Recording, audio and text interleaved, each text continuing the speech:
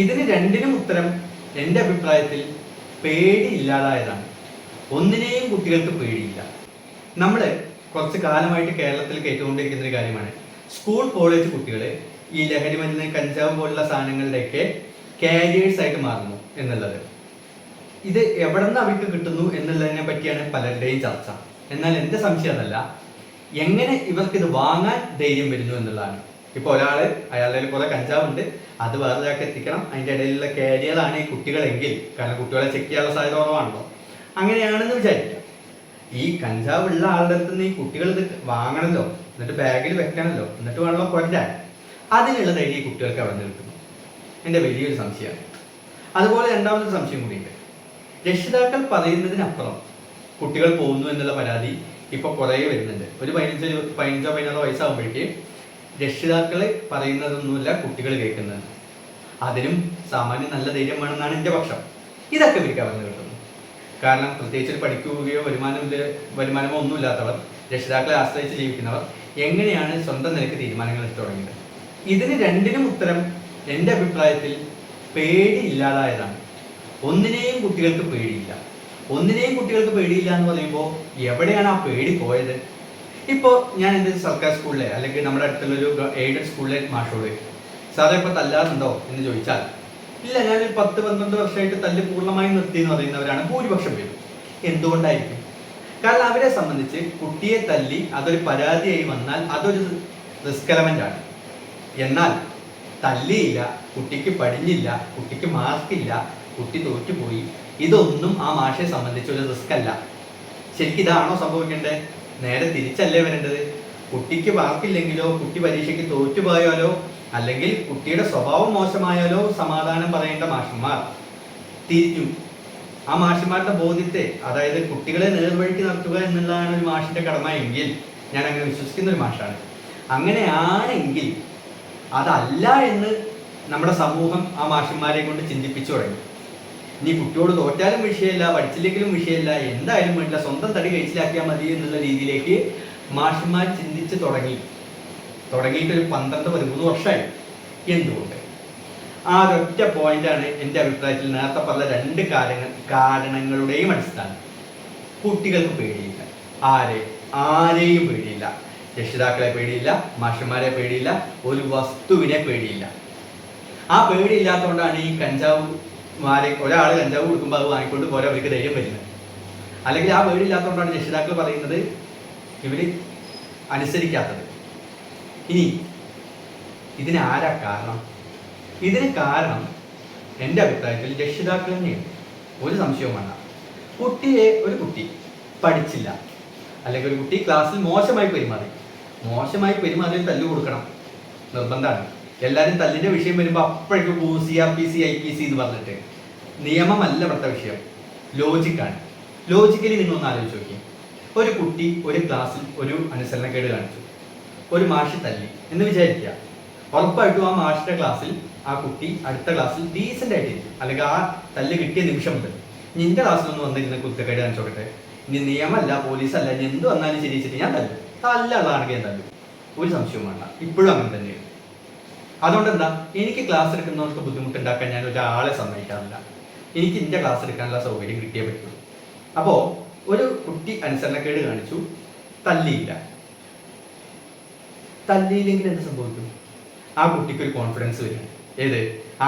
ഇയാളുടെ ക്ലാസ്സിൽ എന്ത് കാണിച്ചാലും കുഴപ്പമില്ല എന്നുള്ളൊരു കോൺഫിഡൻസ് കാണുമെന്ന് വിചാരിക്കാം. അപ്പോൾ ആ കുട്ടി ആ പ്രവർത്തനം തുടരും. എന്താണോ ചെയ്തത് അത് അതേപോലെ തന്നെ വീണ്ടും റിപ്പീറ്റ് ചെയ്യാനുള്ള ചാൻസ് ഉണ്ട്. അല്ലെങ്കിൽ അതിന് മോശമാവാൻ സാധ്യതയുണ്ട്. അതിന്റെ സൈഡ് എഫക്റ്റ് ആയിട്ട് എന്ത് വരും? ആ കുട്ടി ക്ലാസ്സിൽ ശ്രദ്ധിക്കുന്നത് കുറയും. പറഞ്ഞാൽ മാർക്ക് കുറയും. ഇതാണല്ലോ സംഭവിക്കുക. ഇത് തന്നെയാണ് നമ്മുടെ നാട്ടിൽ സംഭവിക്കുന്നത്. പിന്നെ സർക്കാർ കോരി മാർക്ക് ഇട്ട് കൊടുക്കുന്നുണ്ട്. A+ എണ്ണം കുറേ ഉള്ളതുകൊണ്ട് ആണ് കുഴപ്പമില്ല. എന്ത് പെരിഫറലായിട്ട് പുറത്തുനിന്ന് നോക്കുമ്പോൾ നമ്മുടെ എഡ്യൂക്കേഷൻ സിസ്റ്റം ഓക്കെ ആയിരിക്കും. കാരണം 30-30,000 പേർക്ക് ഇപ്പോഴും ഉണ്ട് ഫുൾ A+. അങ്ങനെ ആലോചിക്കുമ്പോൾ 30,000 പേർക്ക് കിട്ടുന്നുണ്ട്. ആകെ 4 ലക്ഷത്തിന് ചില്ലാനം പേരെ SSLC ചെയ്തെന്നുള്ളൂ. അപ്പോൾ നല്ലൊരു റേഞ്ചാണ്, സംശയമൊന്നുമില്ല. എപ്പോഴും അത് നല്ല റേഞ്ച് തന്നെയാണ്. 30,000 പേർക്ക് ഫുൾ A+ കിട്ടുകയാണ്. ഞാൻ 2015 എൻ്റെ റിസൾട്ട് വരുമ്പോൾ 12,000 പേർക്കേ ഫുൾ A+ ഉള്ളൂ. അത് വെച്ച് നോക്കുമ്പോൾ ഇരട്ടിയിലധികമല്ലേ, 2.5 മടങ്ങാണ് A+ന്റെ എണ്ണം. അപ്പോൾ അത് നല്ല റേഞ്ച് തന്നെയാണ്, സംശയമൊന്നുമില്ല. അപ്പോൾ പുറത്തുനിന്ന് നോക്കുമ്പോൾ ഈ എഡ്യൂക്കേഷൻ സിസ്റ്റം ഭയങ്കര നല്ലതാണ്, പെർഫെക്റ്റ് ആണ്. എന്നാണ് ഭൂരിപക്ഷം സാധാരണക്കാരുടെയും ചിന്ത. അപ്പൊ പിന്നെ എന്തിനാ കുട്ടിയെ തല്ലണേ? കുട്ടിയെ തല്ലേണ്ട ഒരു ആവശ്യമില്ല. നിയമം വെച്ച് നോക്കിയാലോ, തല്ലാൻ പാടില്ല. ഹൈക്കോടതി 1-2 പരാമർശങ്ങൾ നടത്തി എന്നല്ലാതെ അതിലിപ്പോഴും കൃത്യമായ ഒരു നിയമമോ തീരുമാനമോ ഒന്നുമില്ല. ഈ അടുത്ത് വരെ ഒരു മാഷിന്റെ പണി പോയി. ആ മാഷ് എത്രത്തോളം നന്നായി തല്ലി, അപകടകരമാണോ എന്നൊന്നും അറിയില്ല. പക്ഷേ അപകടകരമല്ലെങ്കിൽ, ഒരു കുട്ടിയുടെ സ്വഭാവം ശരിയല്ലെങ്കിൽ തല്ലണം. അതന്നെയാണ് വേണ്ടത്. അല്ലാതെ അവിടെ നിയമം നോക്കിക്കൊണ്ടിരുന്നാൽ അതന്നെയാണ് ഇപ്പോഴത്തെ പ്രശ്നങ്ങൾക്കൊക്കെ കാരണം. ഇനി ഒരു കുട്ടി പഠിച്ചു വന്നില്ല, കൊടുക്കേണ്ടതാണെങ്കിൽ കൊടുക്കണം. ഒരാളൊരു ഹോംവർക്ക് ചെയ്തു വന്നില്ല, തല്ലണം. എന്നാലേ പേടി ഉണ്ടാവുള്ളൂ. ആ പേടി രക്ഷിതാക്കള് വീട്ടിലൊരു അനുസരണക്കേട് കാണിച്ചാൽ കൊടുക്കണം. അങ്ങനെ ചെയ്യാതെ എൻ്റെ കുട്ടി എന്നുള്ള ലാളന ഏത് മാഷ് തല്ലിയ മാഷോട് ചോദ്യം ചോദിക്കുക. മാഷ് അതിന് സമാധാനം പറഞ്ഞിട്ട് തൃപ്തിയായില്ലെങ്കിൽ ഹെഡ് മാസ്റ്റർക്ക് കംപ്ലൈന്റ് കൊടുക്കുക, പോലീസ് കംപ്ലൈന്റ് കൊടുക്കുക. ഇങ്ങനെ കുട്ടികൾക്ക് വേണ്ടതെല്ലാം ചെയ്തു കൊടുക്കുക. ആ രക്ഷിതാക്കൾ തന്നെയാണ് ഇനി കാരണം, അല്ലാതെ വേറെ ആരും അതിന് പറഞ്ഞിട്ട് കാര്യമില്ല. ഇപ്പൊ ഈ അടുത്തൊരു റീല് വൈറലായല്ലോ, അത് പലരും റീക്രിയേറ്റ് ചെയ്തിട്ടുണ്ടായിരുന്നു. ഒരു സ്കൂളിൽ നിന്ന് ഒരു ടീച്ചർ വിളിക്കുകയാണ്, നിങ്ങളെ കുട്ടി പഠിക്കുന്നില്ല എന്ന് പറയുമ്പോൾ രക്ഷിതാവ് അങ്ങോട്ട് ചോദിക്കുക, എന്താ ഇപ്പം നിങ്ങൾ പഠിപ്പിക്കലില്ലേന്ന്. എൻ്റെ അഭിപ്രായത്തിൽ പഠിക്കലും പഠിപ്പിക്കലും വേറെയാണ്. നമുക്കൊരാളെ പഠിപ്പിക്കാൻ കഴിയണമെങ്കിൽ അയാൾ 1-on-1 ആയിരിക്കണം. അതായത് എനിക്ക് ഒരു കുട്ടിയെ മാത്രം നോക്കാൻ പറ്റണം. അങ്ങനെയാണെങ്കിൽ ഞാൻ ആ കുട്ടിയെ പഠിപ്പിക്കും, ഉറപ്പാണ്. പക്ഷെ ഒരു ക്ലാസ്സിൽ ഒരു കുട്ടിയെ മാത്രമായി പഠിപ്പിക്കാൻ കഴിയുമോ? ഇല്ല. ഒരു ക്ലാസ്സിലുള്ള 40-50 പേരെ ഒരുമിച്ച് ഒരു മാഷ് ക്ലാസ് എടുക്കുന്നതോടുകൂടി ആ കുട്ടിക്ക് അത് പഠിക്കണമെന്നുണ്ടോ? എല്ലാ കുട്ടികൾക്കും ഇല്ല. മനസ്സിലാവുന്നൊരു വിഭാഗമുണ്ട്, ഒന്നും മനസ്സിലാവാത്തൊരു വിഭാഗമുണ്ട്. എനിക്ക് ഉറപ്പാണ്, ഞാൻ എടുക്കുന്ന ക്ലാസ്സിലും എനിക്ക് ഉറപ്പാണ് ഇതെല്ലാവർക്കും എല്ലാം മനസ്സിലായിട്ടല്ല. ഇനി 1-on-1 എൻ്റെ മുന്നിൽ ഒരു കുട്ടിയെ കിട്ടുകയാണെങ്കിൽ ഞാൻ പറഞ്ഞു ക്ലിയർ ആക്കും, ഉറപ്പാണ്, അതും നടക്കും. അപ്പൊ ഒരു ക്ലാസ്സിൽ എന്താണ് ഒരു അധ്യാപകൻ ചെയ്യുന്നത്? എൻ്റെ അഭിപ്രായത്തിൽ ഒരു ക്ലാസ്സിൽ ഒരു അധ്യാപകൻ ഒരു വിഷയത്തിലെ കാര്യങ്ങൾ പറഞ്ഞു കൊടുക്കുക. ഇതെങ്ങനെയാണ്, അതെങ്ങനെയാണ് എന്നുള്ള കാര്യങ്ങൾ ഞാൻ പറഞ്ഞു കൊടുക്കുന്നു, അതിന്റെ നോട്ടുകൾ കൊടുക്കുന്നു, അവർ എഴുതിയെടുക്കുന്നു. അതൊരു പറഞ്ഞു കൊടുക്കലും ഒരു കേൾക്കലുമാണ്. അതിൽ കുറച്ച് മനസ്സിലാക്കലുകളും ഉണ്ട്. കുട്ടികൾക്ക് എന്തെങ്കിലുമൊക്കെ മനസ്സിലാവുന്നവർക്ക്, എല്ലാം ഒന്നും ഇല്ലെങ്കിലും. ഇനി അതെല്ലാം കിട്ടണമെങ്കിൽ എന്ത് ചെയ്യണം? ഇത് വീട്ടിൽ വന്ന് നോക്കണം, വീട്ടിൽ വന്ന് പുസ്തകം എടുക്കണം, കണക്കാണെങ്കിൽ ചെയ്ത് നോക്കണം, ഫിസിക്സിൽ ചെയ്യേണ്ടതാണെങ്കിൽ ചെയ്യണം. ഇങ്ങനെ ചെയ്തും വായിച്ചും പഠിക്കണം. അല്ലാതെ ഇത് മാഷിന്റെ ഉത്തരവാദിത്തമാണോ? അല്ല, വീട്ടിൽ വന്ന് ചെയ്യേണ്ട കാര്യമാണ്. ഹോംവർക്ക് ചെയ്യാത്തതിന് മാഷെ കുറ്റം പറഞ്ഞിട്ട് വല്ല കാര്യമുണ്ടോ? ഹോംവർക്ക് എന്ന് വെച്ചാൽ ഹോമിലെ വർക്കാണ്, സ്കൂളിലെ വർക്കോ ട്യൂഷനിലെ വർക്കോ അല്ല. അപ്പോൾ ഞാൻ പറഞ്ഞു വന്നത് ഇത്രയേ ഉള്ളൂ. എൻ്റെ പോയിന്റ് സിമ്പിളാണ്. കുട്ടികളെ തല്ലാമോ എന്ന് ചോദിച്ചാൽ കുട്ടികൾക്ക് ആവശ്യമാണെങ്കിൽ ഓരോന്ന് കൊടുത്തേ പറ്റൂ. അതിന് ബാലാവകാശവും മനുഷ്യാവകാശവും ഒന്നുമില്ല. അങ്ങനെ നോക്കിക്കൊണ്ടിരുന്ന കഞ്ചാവും MDMA ഒക്കെ കുട്ടികളുടെ അതിൽ ഉണ്ടാവും. ഉണ്ടായിക്കോട്ടെ, ആർക്ക് പോയി, എനിക്ക് പ്രശ്നമൊന്നുമില്ല. ഞാൻ അതൊന്നും ഉപയോഗിക്കാത്ത വ്യക്തിയാണ്, എന്ത് വേണേൽ സംഭവിച്ചോട്ടെ. അപ്പൊ പിന്നെ ഞാൻ ഇതന്നെയാണ് എല്ലാ മാഷന്മാരും ചിന്തിക്കുന്നേ. ഞാനും എൻ്റെ വീട്ടുകാരും ഓക്കെയാണ്.